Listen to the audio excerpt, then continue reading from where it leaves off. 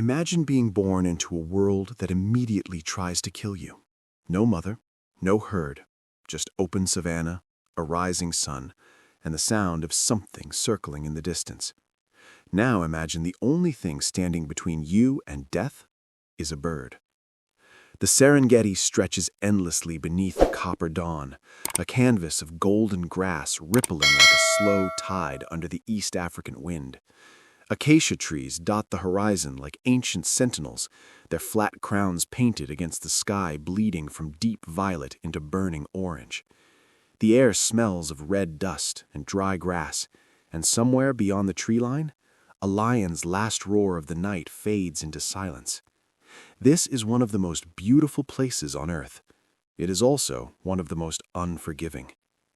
A zebra foal lies alone in the tall grass, barely 12 hours old. His legs are still uncertain beneath him, his stripes still smudged and wet-looking, the way zebras are before the world fully sharpens them. He calls out, a high, thin sound, desperate and raw. He calls again. Nothing answers. His mother is gone, taken by a crocodile crossing the Grameti River at the worst possible hour. The herd moved on, as herds must. Survival has no room for grief. And so this foal, this impossibly small creature, stands alone at the edge of everything. 300 meters away, an ostrich, named by no one, moves across the open plain with the unhurried authority of a bird that fears almost nothing. She stands nearly 8 feet tall, her long neck swinging gently as she walks, her powerful legs covering ground in long, deliberate strides. She is not young. The feathers around her neck carry the pale, worn look of a bird who has seen many dry seasons.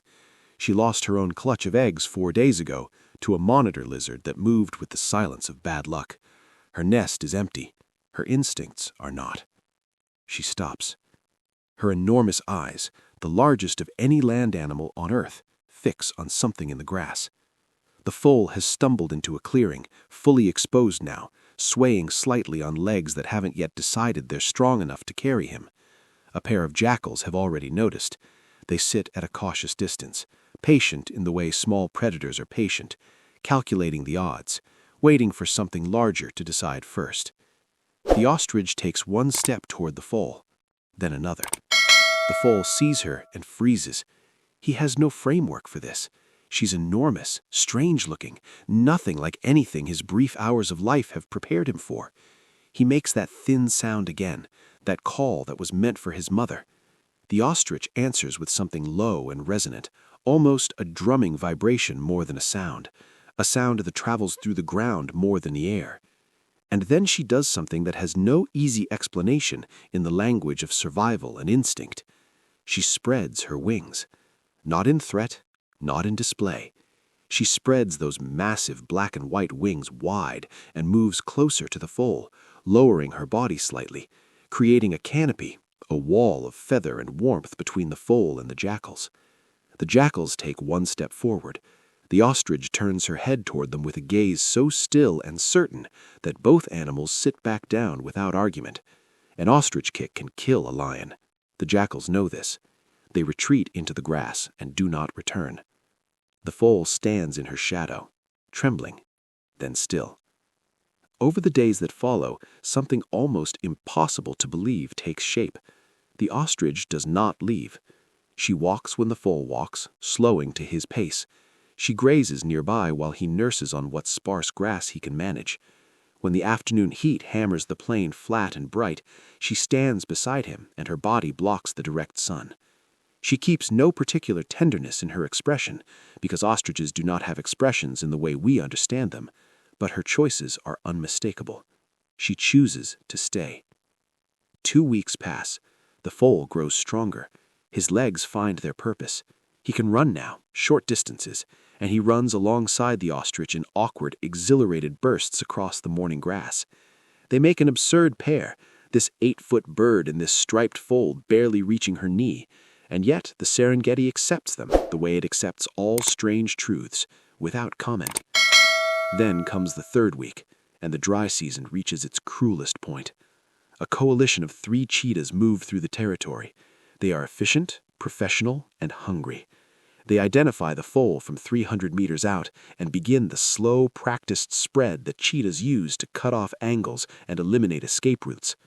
The foal senses them before he sees them and begins to panic, veering left, then right, instinct firing, but experience failing him. The ostrich comes from across the plain at a full run, 45 miles per hour, that long neck forward, those massive legs driving into the earth like pistons.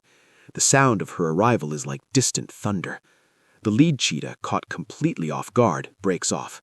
The second pulls up short. The third scatters sideways into the grass.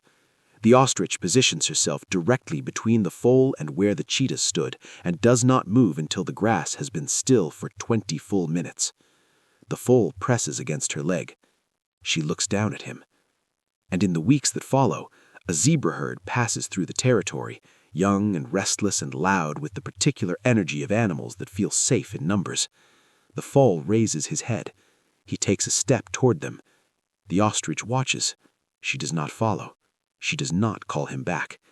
She stands at the edge of where their world together ends, and she watches him walk towards his own kind, towards his own future, towards the life she bought him with her presence and her wings and her unflinching willingness to stand between something small and everything that wanted to take it. The foal stops once and looks back. She is still standing there. He runs to join the herd. In a world that abandoned him before he could walk, a bird with no reason to care chose to care anyway. She asked nothing, she received nothing, and she gave everything. On the Serengeti, that is not a miracle. That is simply what love looks like when it comes from the most unexpected place. If this story moved you, hit that like button right now and subscribe so you never miss another moment where nature refuses to follow the rules.